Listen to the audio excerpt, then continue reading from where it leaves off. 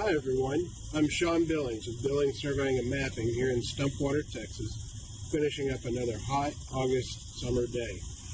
Right now we're set up under moderate canopy. We've got a tree overhead here, and then we've also got quite a bit of canopy to the south. Provides a potential for bad fixes in this kind of environment, but JFib gives us quite a few procedures that we can use to limit our exposure to that. So we'll take a look at a few of those verification procedures right now. All right, we've already got our base station established through base rover setup. We're ready to begin our survey. We've created a new project and selected a coordinate system. Now we're in the field and we want to begin our survey. I'm going to change the rod height first. And while I survey in US survey feet, my rod is measured in meters, so I'm going to change the units for measuring the rod height to meters and select 1.5.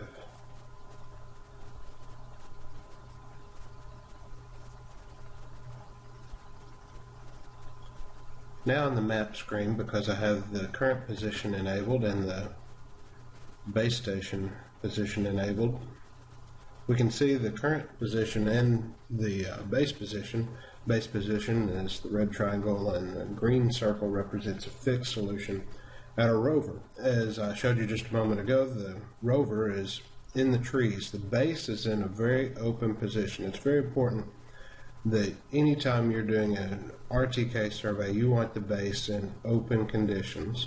Do everything that you can to make sure that you have your base station in the open. And that way, when you take the rover into more challenging environments, the base corrections are unhindered. If you set up the base in bad location under a tree, that tree affects every shot from the rover. While that isn't the case for the rover, you take a shot under a tree and that tree affects that shot, but when you move out from under that tree no longer affects the rover. So it's important that we keep that in mind. I've got the white boxes on the left side and right side set to a couple of different things. One, we've got the point name in the upper left. Next, we have our verify statistics just below that. Below that, we have our base station statistics. We'll take a look at that. And we see the coordinates of the base in geodetic and grid coordinates for the coordinate system I have selected, as well as for the rover. And we see that we have 6 fixed engines. We're running with 7 GPS satellites and 4 GLONASS satellites. We've got RMS values at the 95% confidence level. A great screen to get a quick inspection of your position and your vector. So we'll just return back to the action screen. Because the rover is under trees, there is the potential for having a bad fix. I get asked a lot, do the Debug receivers give a bad fix? In very difficult environments, I have seen it. Having said that, I've seen bad fixes with every receiver that I've ever used or seen, so it's not impossible to have that.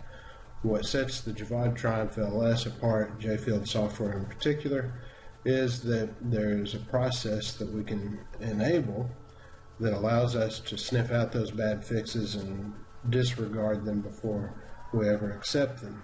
Many of you practicing surveying, particularly with RTK for some time, know that it's always good to get a new fix to break the initialization of the rover when you're under a tree and take a second shot, and then compare that first shot and that second shot and see how they compare to prove out whether there was likely bad fix involved. Now that's just one single check. What we're going to take a look at here in just a moment is multiple checks performed at various times throughout the process. The button in the middle of the screen at the top is the quick setup button. It shows the current compass orientation. The brackets indicate that that's a grid direction. So what JField does, it takes the magnetic bearing from the internal compass, uses the world magnetic model, converts that to a geodetic bearing using magnetic declination, which is approximate, but it gets you closer, and then it applies the convergence angle for that particular position, and you now have a grid direction from a compass. The two values you see just above that, presently showing zeros, are the tilt values. These are using the automatic tilt sensors inside the receiver. So let's just push that button, the quick setup button, and it brings up a list of options. But we're going to really focus particularly with the stop after and the verify button for this video. So first let's take a look at the stop after. Okay, we've got several options. We could stop with the stop button, so it'll just keep collecting a position until we're finished, and we just press the stop button. When tilted, using the lift and tilt, when those tilt sensors detect that the receiver has been tilted beyond a certain range, then recording automatically stops. It's great for just automatic recording, particularly for topographic positions. You could do a topographic survey of a surface and never actually touch the screen. But we're not going to really look at that with this particular setup. What we're looking at is after a particular period of time. In this case, I have 150 epochs, and we'll take a look at that.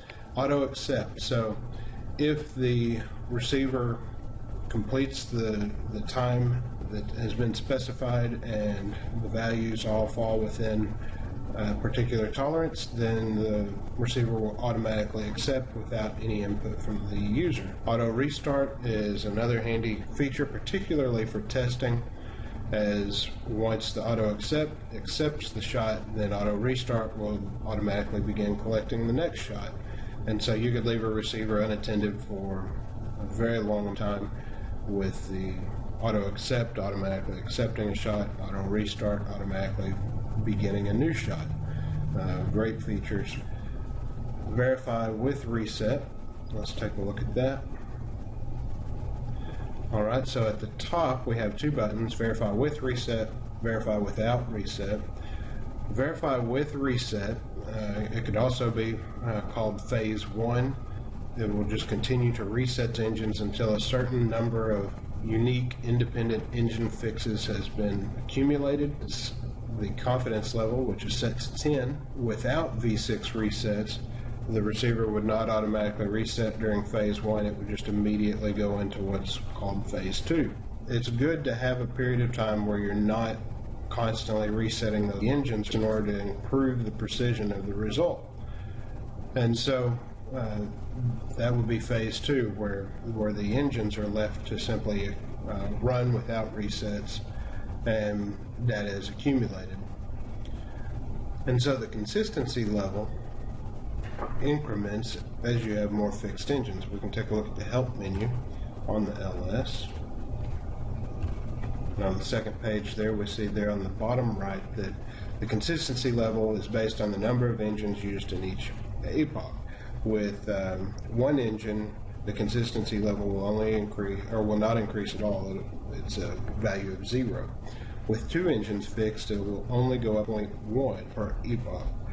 With that 10 consistency level that we have set, if we only had two engines fixed, it would take 100 epochs for the for consistency to be achieved.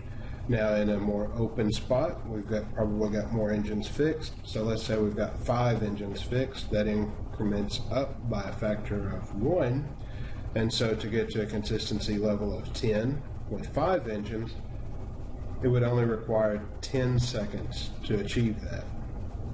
We can see how as the receiver has an easier time or more difficult time of getting those engines fixed, that the consistency level will change, the way that it's accumulated will change accordingly. So let's go on back. And then just recently, Javad has added the validate result. early on, as you're beginning your data collection in phase 1, you've got all of these engines resetting until your confidence level is achieved. In this case, as you see there, confidence level of 10. Once that confidence level is achieved, the resetting stops. LS is just left to maintain its fix and hopefully acquire more smooth, quieter epochs of data. And so it improves our precision a bit to collect that phase 2 data. Now with this phase 3, the validate result, what we have at the end of our collection, once the number of epochs have been accumulated, once the confidence level, consistency level has all been accumulated, we reset one last time the engines, and we don't attempt to begin again until the minimum number of engines has been fixed. In this case, I have it shown as 2, but we're going to go ahead and drop it down to 1. Okay, so I'm going to go ahead and hit apply. So that's kind of an overview of V6 resets, but let's see it in actual use. So I'm going to go ahead and hit start. Alright, and immediately we take 2 epochs off of the initial fix. Then you see the engines are reset, we get another fix.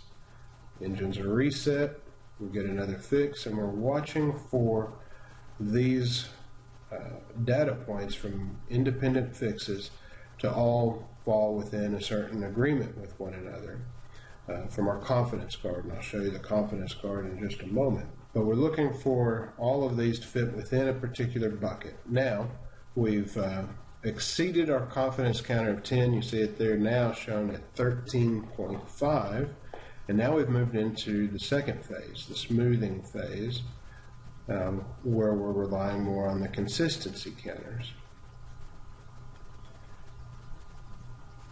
And you will probably notice that the initial epochs there on the vertical scale are probably going to be a little bit wider, and then it's going to get a little bit quieter as it continues on. This is because each of those initial data points was a single engine fix, where these later epochs are smoothed by, at this time, 6 fixed engines. All right, so let's take a look at the anatomy of this screen. At the top, very top, we see fix 6/2:1, and then we see this 0.098 feet. What we're seeing here is the current number of fixed engines. If you push that button, we'll take you to our V6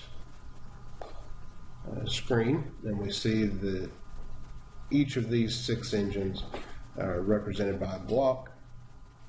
The first one has 7 GPS satellites at the moment, 5 GLONASS satellites, indicated by the 7 and the 5 in the upper left and upper right. 1, 2, 3 across. All 3 of those first engines are 7 GPS satellites and 5 GLONASS satellites. At this point, we got a no data. That's because there was a slight interruption in the data stream coming from our base. As soon as the data was resumed, the fix was maintained, and we had no loss of fix. Now look at engines 4, 5, and 6 there. We see that those have 6 GPS satellites and 5 GLONASS satellites. Under the word fixed, you see the individual instantaneous RMS of the position for that engine. All right, now then the next numbers that we see there on the just below the bars, we see 19, 20, 21, etc. That's the number of epochs that engine has been fixed. First, second, and third engines have been fixed for about 30 seconds. 4, 5, and 6 have not fixed. 4 and 5 have still not fixed after about 20 seconds of attempts. And so we can see the independent nature of each of these 6 engines. Inside this screen, we've got a few buttons. One on the far left is Debug. That allows you to record 10 seconds worth of data and send that to our support team, so that if you're running into something that you think is particularly odd, then you can hit that data as soon as you get to an internet source is sent automatically to the support team along with your receiver information. Next to that, reset engines. That's a handy one. That resets all 6 engines at one time. So I just press that and you see all 6 engines go to float, and then in just a few seconds now they're fixed. Then that gets us reset all of the engines, but you'll also notice that you can tap on a single block. I'm going to tap on engine 4 there, and you'll see that engine 4 goes to float. So you could maintain a fix with a couple of engines and manually accumulate fixes if you wanted to for your position just by going into this screen and resetting one of the fixed engines. Another button that we have in here is reset tracking, and that basically starts everything over. It's almost like retuning your car radio to acquire the satellite signals once again. So reset engines, that's a mathematical process as it's building and building on the mathematics of where the receiver is. Reset tracking begins the whole process of listening to the satellites. And we'll go ahead and hit that, and I'll show you what reset tracking looks like. Basically, it'll look very similar to reset engines, except you'll see the number of satellites typically will start off low and then build. That happened pretty quickly, so we really didn't get to see those satellites go up. There we just saw 4 go to 5 on the GLONASS satellites, but reset tracking is sometimes helpful if you're just not getting the tracking that you feel like you should, not getting fixes as robustly. Sometimes reset tracking can kind of help in those situations. That's a brief overview of the V6 screen here. Let's one more thing. This 0 in the middle is the age of the corrections coming from the base, and so we see that that's stayed at 0 for this time. If something had happened and the base communications had been interrupted, we'd see that 0 begin to tick up for each epoch that the receiver went without a base correction. Currently, I've got the receiver set to only accept current corrections, no latency. Alright, and in the time that I spent telling you about the V6 screen, our shot was finished. Let's talk about some of the things that we see here. First, in the upper part of the screen, just below the quick setup button on the left, we see epochs, in parentheses 150. That represents the number of epochs that I needed. 160 is the number of epochs that I got. 150 plus the validate, which is an additional 10 seconds. And so that's why we have 160. The time that was required was 187 seconds.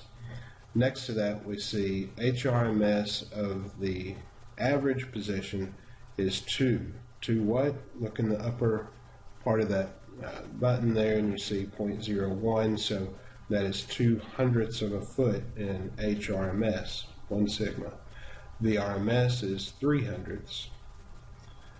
Confidence was set to 10, but over the period of that observation, it actually accumulated 19. At a minimum consistency requirement of 10, it went to 185.15. The reason for that is the LS will continue to collect data until all of those settings are satisfied. In this case, the setting that took the longest to satisfy was the amount of time. If I'd have had that set for 5 seconds, then the consistency counter would have required more time, and I'd have gone longer than 5 epochs of data. So it's going to accumulate points, data points for this position until all of those parameters have been established. The V drift is the amount of change in the vertical position. It can kind of be an indicator of multipath effects on your position. All right, the two white boxes that we see just below that information, we see a 0.090 on the left and a 0.0138 on the right. This is the extreme spread of the solution. So on the left side, we had a horizontal extreme spread of 9/100ths of a foot. And on the right side, we had an extreme spread of just a shade under 14/100ths in vertical. Pretty quiet solution considering this was in the, in some canopy. So let's go ahead and accept this shot. All right, and we'll go ahead and begin another one. We'll stay on the screen this time to watch it go through the process. So it's going through the phase 1 process to begin with. It's already gotten the first epoch. It's done a reset. Now it's got the second, third, and fourth that fast. All right, and now it's got the 6th, the 8th. It's accumulating pretty quickly here. Now it's finished with phase 1, and it's moved on to phase 2. Now with phase 2, the engines will be allowed to just maintain that fix and accumulate data. Now you see again on the vertical scale there that those first few epochs had a little bit of additional noise compared to the epochs that followed it. That's because those 6 engines are working together to smooth out the position, and so we're not seeing such a sporadic swing epoch to epoch. Doesn't mean we won't see that amount over the time of the solution, but just from epoch to epoch, it's going to be smoothed out a little bit more. All right, the white box in the bottom right, that is a particular custom white box that shows distance to last. And so right now in the upper part of that, we see that the distance to last is about 1/10 of a foot horizontal and about 5/1000ths of a foot vertical. Now look at that V drift number.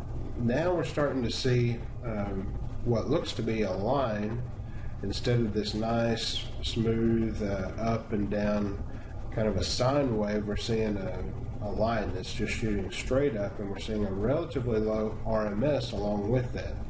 That's an indication that there may be some multipath working on our solution. And we can see that extreme spread's already up to 22/100ths. That's quite a bit more than what we had on our previous observation, even though the vertical difference between this observation and the previous is still fairly low. So we're waiting to accumulate 150 epochs. We've already exceeded the confidence counter. We've already exceeded the consistency counter. So now we're just looking for that 150 epochs to accumulate. The scatter plot on the horizontal side looks fairly reasonable. It's got a few dots kind of outside the general cluster, but it's not. There's nothing there that really looks alarming in the way those points are distributed.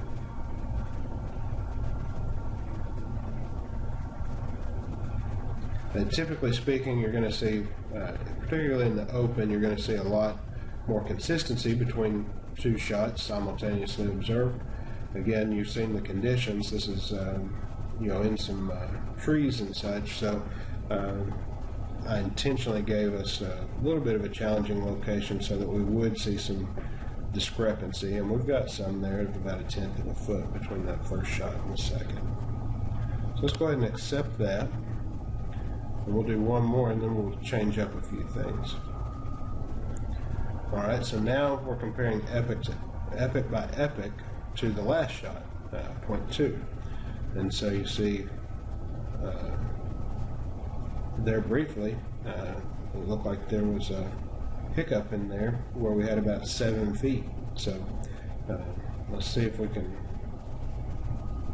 trap a bad fix.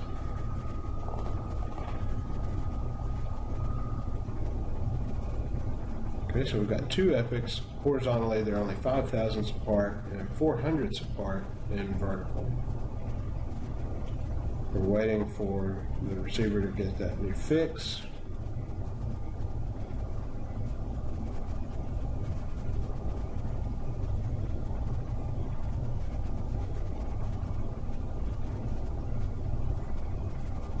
Currently, all of the fixes are agreeing really well with one another. Now we've made it past that confidence counter of 10, and we begin to move into that phase 2 of smoothing. You'll notice that in 29 seconds we've already exceeded the consistency counter of 10. With those 5 engines, you recall, we're accumulating 1 consistency mark per epoch, so it's just going to tick away fairly quickly. Look at that V drift. We see that the RMS is quite a bit higher than the V drift. The V drift right now is horizontal, so the average or linear regression of those points is practically horizontal. There's no slope to it. And the RMS is with it being 9, it just tells us that the solution is just bouncing back and forth on either side of that linear regression.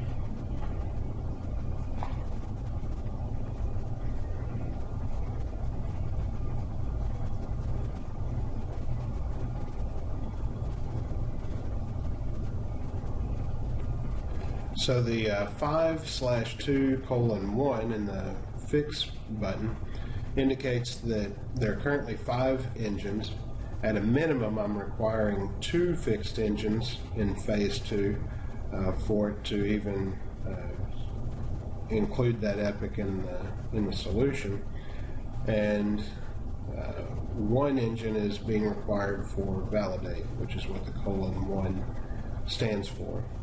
Now, if we get to the end of this and validate with its single engine fix doesn't agree with the solution that's already been presented, it'll reset, and it will just continue to reset for up to 10 times before it will finally wipe the slate clean and start over.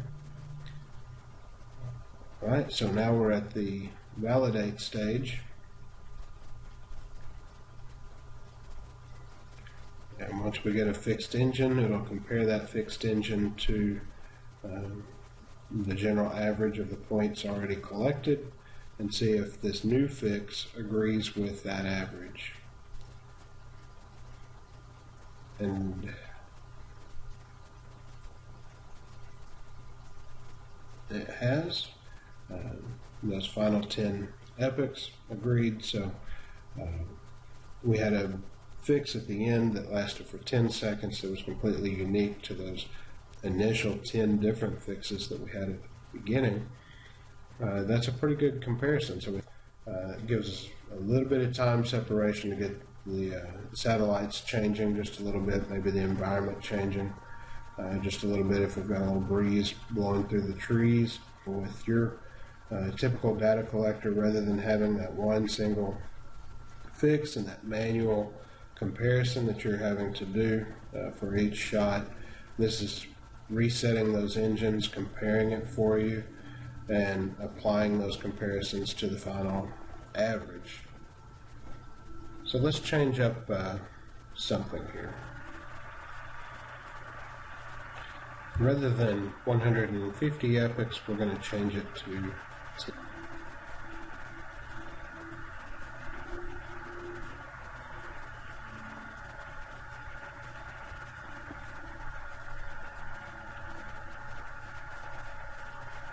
We're still going to leave our confidence level for right now set to 10.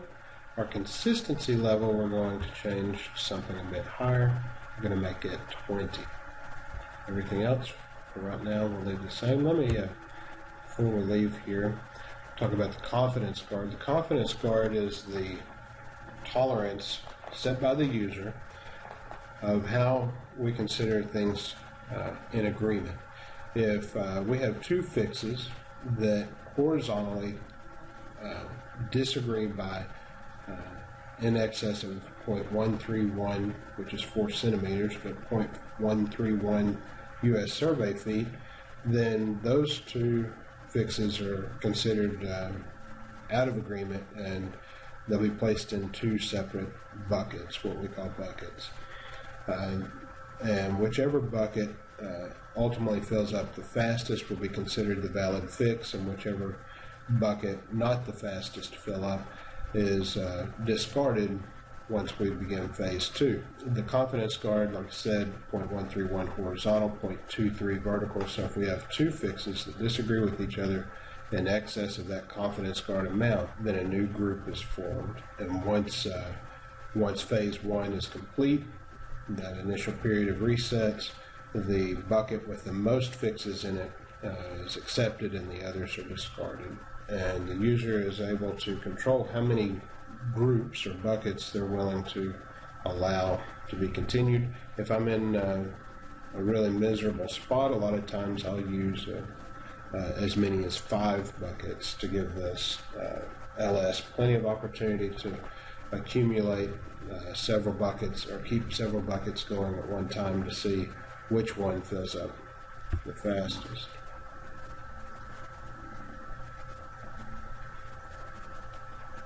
Alright, so let's collect a point. Remember, we're only requiring 10 epochs for this. We've already got 1, 2 epochs recorded, 3 epochs recorded, 5, 6. Okay, we've already exceeded the number of epochs that we need, but our consistency counter hasn't achieved its 20 yet, so it's going to continue to record data until that consistency level reaches 20.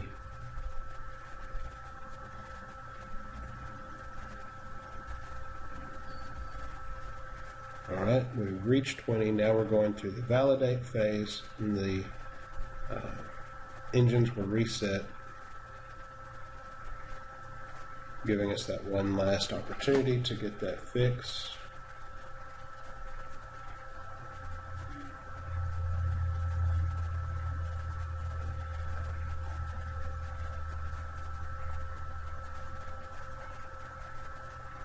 Alright, now then I'm going to move the instrument so that we can see if we can get a little bit more difficult spot, maybe force a bad fix. So give me just a moment to take care of that.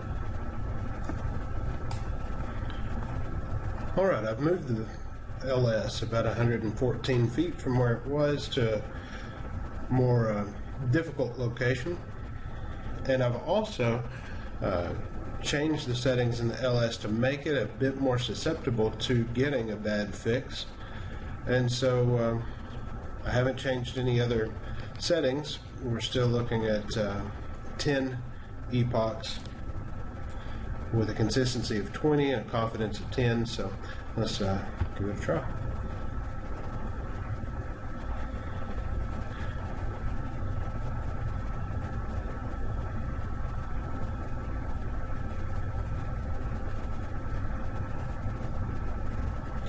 Alright, so now we see what happens whenever there is a bad fix.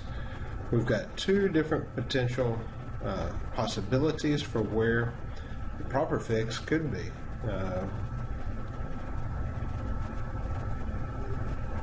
Currently, the fix with the most fixes supporting it is shown in brackets.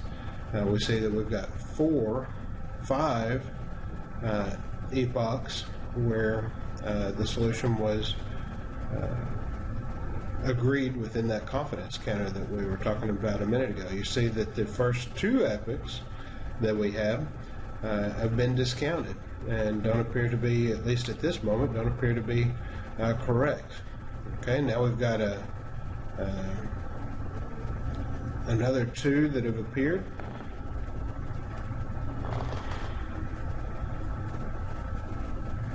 Alright, now then a 4th group came into the picture, and because it was a 4th group and I've got the LS set to only current, only allow 3 groups to be simultaneously evaluated.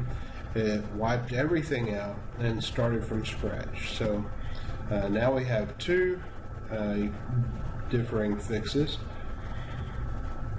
and currently the first one gets precedence with its, even though they have the same number of epochs in each solution.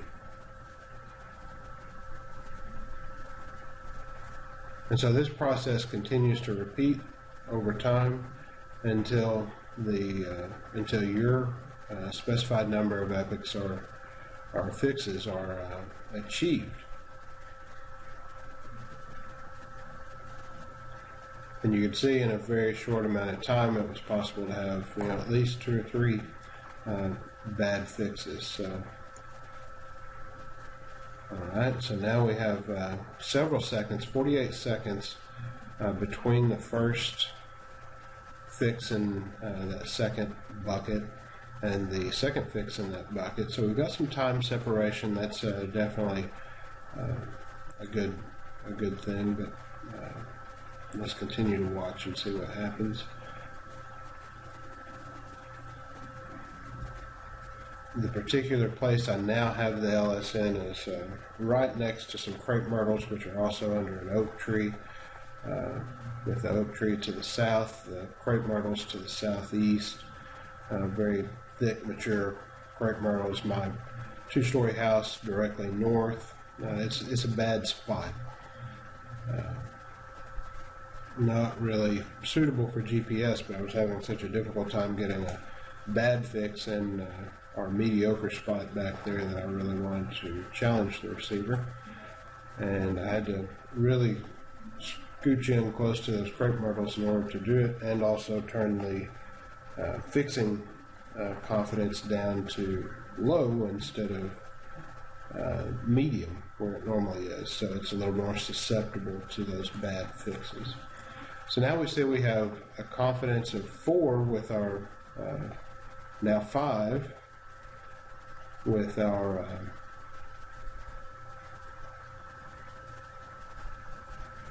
prevalent bucket right there.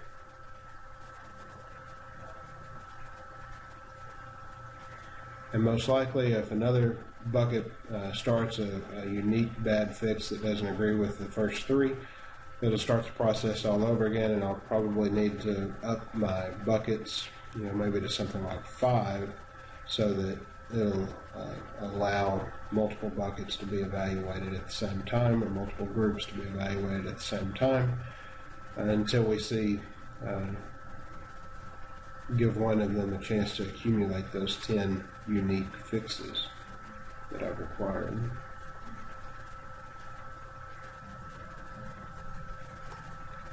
Another great thing about this procedure is you can leave the receiver basically unattended while it does this work. We push the start button and we can go about other things. There we have a 4th group. So what I'm going to do is just stop here. I'm going to go ahead and go in and change our groups, max groups right there, from 3 to 5.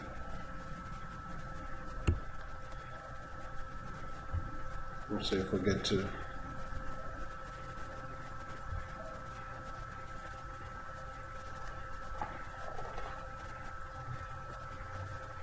the thing about Canopy is when people ask me, does it work under Canopy? It's a really difficult question to answer because everyone's definition of thick canopy versus moderate canopy is such a subjective definition. And also, so much depends on satellite constellation. When you try to work in a particular place under a particular constellation, it can be really difficult to get a fix sometimes, and then you come back at a different time with a different constellation, may or may not even be more satellites, may just be in a different position, and suddenly you're able to get a fix very easily, and you verify that fix, and that's good. So It's just a really interesting, peculiar thing that just makes it really difficult to give a solid answer on. It's just very much an experiential thing. And so here we see we got 8, 9, 10. Okay, so we've achieved our confidence level. And now we move straight on into, in just a moment, we'll move straight on into the second phase. We'll see the screen's changed a little bit. And now everything's going to be evaluated with the proven, semi-proven 10 unique fixes that we have.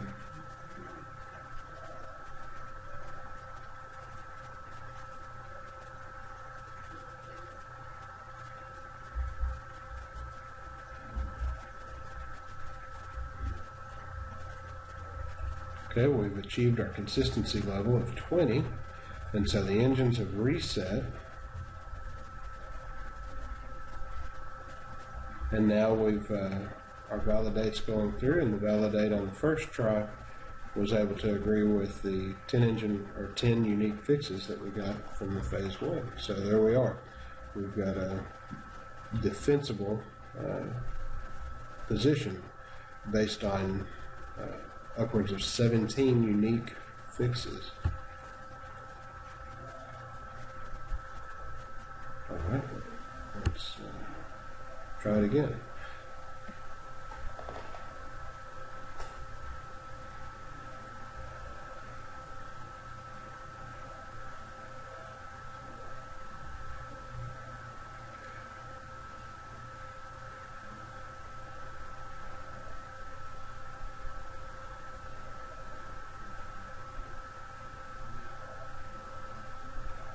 Okay, interestingly, this time it made it through that step 1 procedure very quickly. And you'll notice on the bottom right the difference between the current average of this point and the position we had for the previous point is very small. So a really good agreement between these 2 points, particularly given where they are, or where this point is. Okay, we've reached the consistency counter of 20 point, or up to 20.6. Validate has caused the engines to reset, and that reset is in substantial agreement, and so we've got a good solution there. Again, we've got 16 unique fixes for this particular point, and we've got a terrific agreement with the previous point that had 17 unique fixes. That's really good.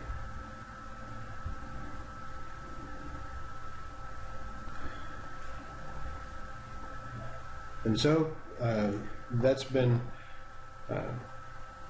our verified procedure. It allows us to get unique fixes on the front end, so we're not wasting our time collecting data, hopefully, through that second phase. Once we get into the second phase, we've got some reason to believe that we've got a good fix working. We'll go through that consistency phase, smoothing phase, and then we get to the validate phase, phase 3. Reset those engines for one last check, gives us the maximum separation of time between the first fix and this last fix, and then we collect for an additional 10 seconds.